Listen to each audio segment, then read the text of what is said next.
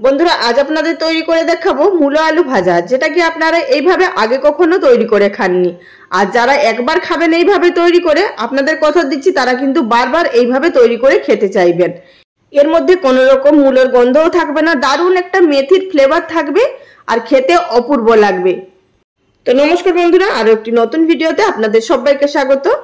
তো সবার প্রথমে আপনাদের এখানে দেখিয়ে দিচ্ছি, আমি এখানে দুটো মাঝারি সাইজের আলু আর দুটো মাঝারি সাইজের মূলো ভালোভাবে খোসা ছাড়িয়ে পরিষ্কার করে ধুয়ে নিয়ে গোল গোল করে কেটে নিয়েছি এবং পাতলা করে কেটে নিয়েছি। আর কতটা পাতলা করে কেটেছি সেটা আপনাদের দেখিয়ে দিয়েছি। খুব বেশি পাতলা নয়, আবার খুব বেশি মোটাও নয়। এবার চলে এসেছি গ্যাস ওভেনে রান্নাটি তৈরি করার পদ্ধতিতে। গ্যাসের উপরে একটি কড়াইয়ের মধ্যে দিয়ে দিলাম 2 টেবিল চামচ পরিমাণ মতো সরষের তেল। আমি এটা সরষের তেল দিয়ে ভাজছি, আপনারা চাইলে কিন্তু রিফাইন্ড তেল দিয়েও ভাজতে পারেন। তো তার মধ্যে দিয়ে দিলাম 1 টিস্পুন পরিমাণ মতো মেথি, অবশ্যই এখানে ফোড়নে মেথিটা ব্যবহার করবেন। দিয়ে দিলাম 1/2 টিস্পুন পরিমাণ মতো হলুদের গুঁড়ো। এবার দিয়ে দিচ্ছি আগে থাকতে কেটে রাখা মূলো এবং আলু। আলু আর মূলো দিয়ে দেওয়ার পর প্রথমে একটু নেড়ে মিশিয়ে নেব।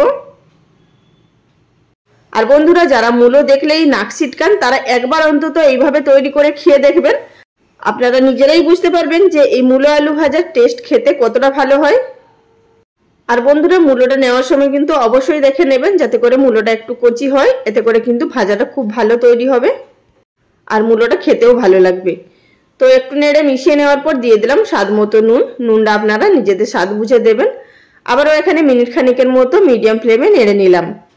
এবার গ্যাসের ফ্লেম একেবারে লোতে করে দিয়ে উপর থেকে ঢাকা চাপা দিয়ে এটিকে আমাদের ভেজে নিতে হবে প্রায় 5 মিনিট মতো। 5 মিনিটের মধ্যে কিন্তু 2-1 বার ঢাকা তুলে নেড়ে নেবেন, তা না হলে কিন্তু তলার দিকে লেগে যেতে পারে। মিনিট 5 ঢাকা দিয়ে এখানে ভেজে নেওয়ার পর প্রায় এগুলো কিন্তু 50% অবধি সিদ্ধ হয়ে গেছে। প্রথম অবস্থায় আমাদের এইভাবে ভেজে নিতে হবে। আশা করি সেটা দেখে বুঝতে পারছেন। আর বন্ধুরা এছাড়াও যদি মূলো দিয়ে বিভিন্ন ধরনের রেসিপি দেখতে চান, যেমন মূলোর চচ্চড়ি, মূলোর বড়া, অনেক কিছুই চ্যানেলে আপলোড করা আছে, আপনারা চাইলে দেখে নিতে পারেন। আশা করছি আপনাদের সেই সমস্ত রেসিপিগুলো ভালো লাগতে পারে। তো মূলো আলু একটু নেড়ে নেওয়ার পর এখন এর মধ্যে দিয়ে দিচ্ছি 2টো কাঁচা লঙ্কা কুচি। আমি যেভাবে ভাজাটা তৈরি করে দেখাচ্ছি স্টেপ বাই স্টেপ, আপনারা ঠিক সেইভাবেই তৈরি করবেন, আপনাদেরও কিন্তু এই মূলো ভাজাটা খেতে ভালো লাগবে। তো 2টো কাঁচা লঙ্কা দিয়ে দিলাম এর মধ্যে। তো এবার একটু নেড়ে মিশিয়ে নেব। তো মিশিয়ে নেওয়ার পর আবার এটিকে 2 মিনিট মতো ঢাকা দিয়ে ভেজে নেব, যতক্ষণ না আলু এবং মূলো সম্পূর্ণভাবে সিদ্ধ হয়ে যাচ্ছে। তো মাঝখানে আমি একবার ঢাকা তুলে নেড়ে নিয়েছিলাম। তো দেখতেই পাচ্ছেন এখানে খুব সুন্দরভাবে ভাজা হয়ে গেছে এবং গায়ে খুব সুন্দর একটি বাদামি কালারও চলে এসছে। এই পর্যায়ের মধ্যে এড করে দিচ্ছি 1/2 টিস্পুন পরিমাণ মতো কসুরি মেথি আর দিয়ে দেবো এর মধ্যে 1/2 টিস্পুন পরিমাণ মতো চিলি ফ্লেক্স। অবশ্যই কিন্তু কসুরি মেথি এবং চিলি ফ্লেক্সটা ব্যবহার করবেন, এতে করে ফ্লেভারটা খুব ভালো আসবে। আর দিলাম কিছুটা পরিমাণ মতো ধনেপাতা কুচি। আবার এটিকে খুব ভালোভাবে নেড়ে মিশিয়ে নেব। এখনো কিন্তু আমাদের রান্নাটা শেষ হয়নি। নেড়ে মিশিয়ে নেওয়ার পর এবার এর মধ্যে দিয়ে দেবো অর্ধেকটা পাতি লেবুর রস। তো বন্ধুরা এখানে লেবুর রসটা অবশ্যই ব্যবহার করবেন, আর যদি লেবু না থাকে সেক্ষেত্রে কিন্তু আপনারা সামান্য পরিমাণ চাট মশলা ব্যবহার করতে পারেন, তবে লেবুটা দিলে খেতে বেশি টেস্ট হয়।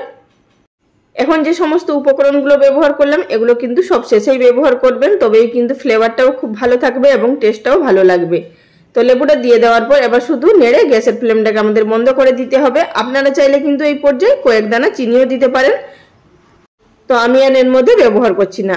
এবার একটি সার্ভিং প্লেটের মধ্যে সার্ভ করে নিচ্ছি। বন্ধুরা এটি ডাল ভাতের সাথে খেতে গরম গরম দুর্দান্ত লাগে, এছাড়াও কিন্তু এটি রুটির সাথেও খেতে খুব ভালো লাগে। তো বন্ধুরা রেসিপি কেমন লাগলো অবশ্যই লাইক কমেন্ট করে জানাবেন। আর যারা চ্যানেলে নতুন দর্শক বন্ধু তাদের কাছে রিকোয়েস্ট রইল চ্যানেলটি সাবস্ক্রাইব করে আমার পাশে থাকার জন্য। আর যারা ফেসবুক পেজ থেকে দেখছেন তাদের কাছেও রিকোয়েস্ট রইল পেজটি ফলো করে নেওয়ার জন্য। তাহলে বন্ধুরা আজ এই পর্যন্ত, সবাই ভালো থাকবেন, ধন্যবাদ।